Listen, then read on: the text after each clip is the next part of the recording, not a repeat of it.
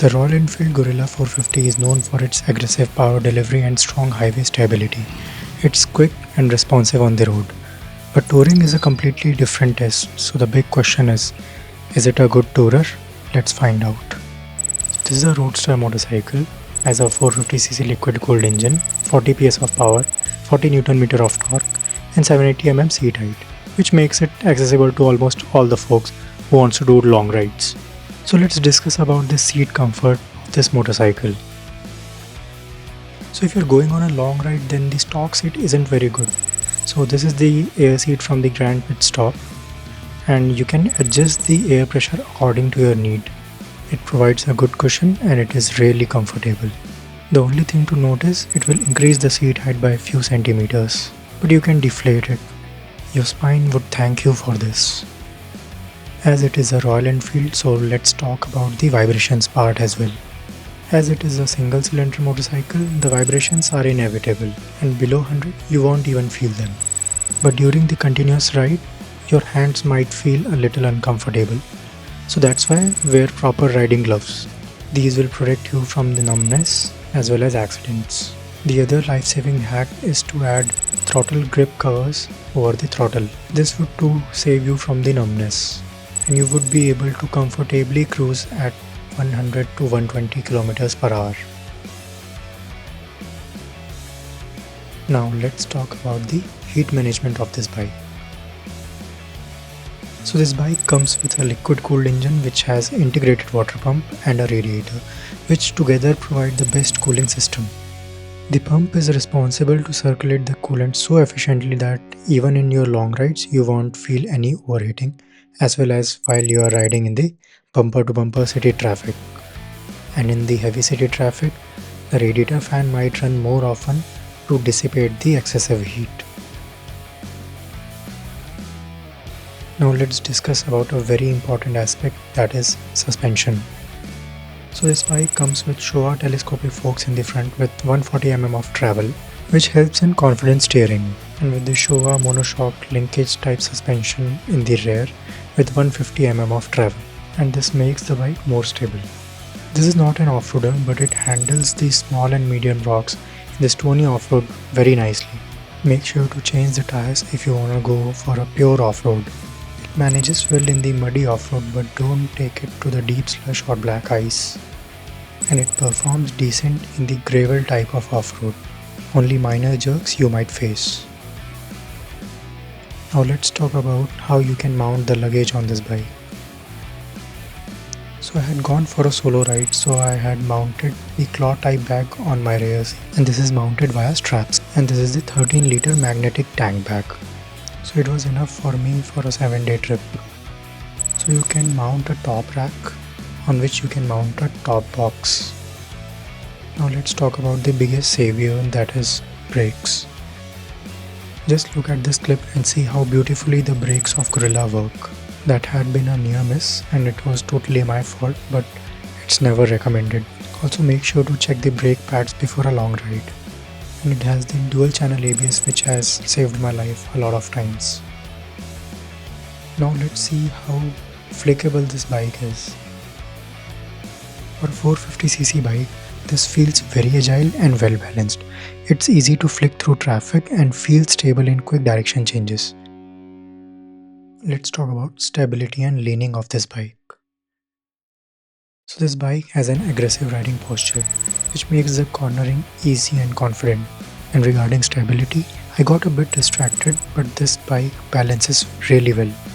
And it is also known as Royal Enfield's most stable bike.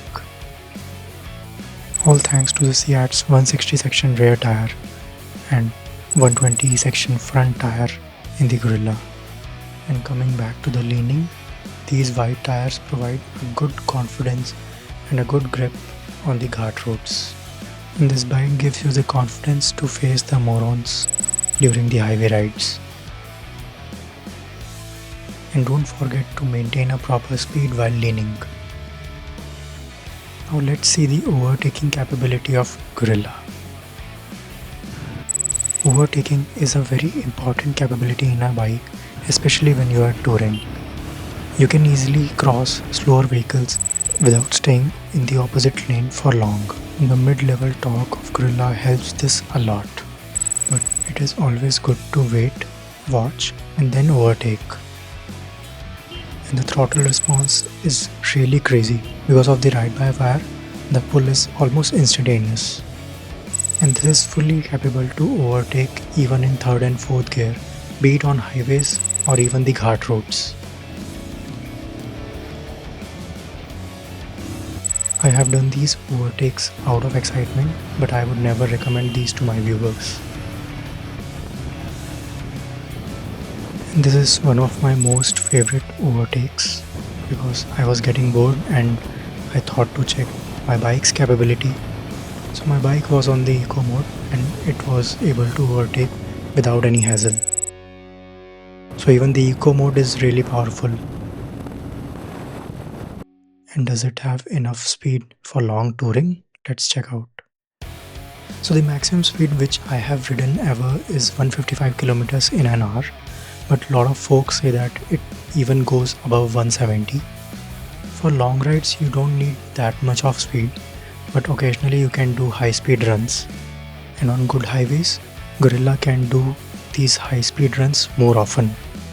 But yes, there could be a lot of wind blast. Now, the mileage is something a lot of viewers are curious about. So there are multiple factors which actually affect the mileage, as you can see on the screen. So on highway on eco mode, on these parameters you can easily get 30 to 32 kilometers per liter. And in the city traffic on eco mode, you can easily get around 27 to 28 kmpl. And on ghat roads on eco mode with these parameters you can easily get around 26 to 28 kmpl. Now let's talk about some of the things which could have been better on this bike. The headlights on this bike are really disappointing. These are the LED ones and does not have a good throw. And while touring you need to have a much larger and a brighter view. And it has narrow beam, so it is actually very risky to ride in the night time. And the other issue I faced was this larger turning radius. It is actually not a very big issue in the city rides, but during the long rides when your bike is heavy, as well as there could be steep roads, it could be a hassle. And of course it is better than almost all the adventure bikes, but not better than the other roadsters in this segment. At least your legs would get trained while navigating the bike in the steep roads. A lot of folks do get the fuel anxiety, so let's talk about this as well. So yes, this bike comes with an 11-liter fuel tank with 2.2 liters in the reserve, and definitely the capacity could have been at least 13 liters because this one gives the range of only 280 kilometers. But let me tell you a rule which you can follow. You need to keep an eye on your odometer, and whenever you see that you have done 150 kilometers, just head to the petrol pump and refuel it. And anyways, it is good to take breaks, have snacks and fuel yourself up. Also you can go for the XP95 Power Petrol for better fuel efficiency. And now is the time for the final verdict. So now we should be clear of things that this is neither a pure adventure bike nor a pure off-roader. But it is insanely capable for touring and long rides because it has a great refined aggressive engine, it does not overheat, it has manageable vibrations, it has balanced suspensions, confident cornering and good mileage. So if you want an all-in-one bike, then definitely go with Guerrilla.